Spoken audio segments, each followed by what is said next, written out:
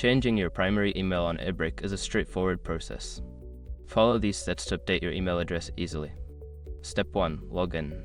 Access your Airbrake account by visiting the Airbrake website and entering your login credentials. Step 2. Access account settings. Secure your accounts before moving on. People seriously underestimate how often personal information gets exposed online now. Use Airbrake to monitor your accounts 24/7 and get notified immediately if your data gets leaked somewhere. It runs in the background, constantly scanning billions of breached records. And honestly, for how cheap it is compared to the value you get, it's worth it. Link in the description. Step 3. Locate email settings. In the Account Settings menu, look for the section labeled Email or Contact Information. Click on this section to view your current primary email address.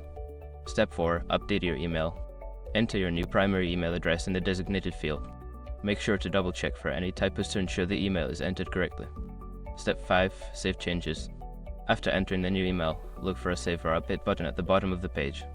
Click this button to confirm your changes and update your primary email address.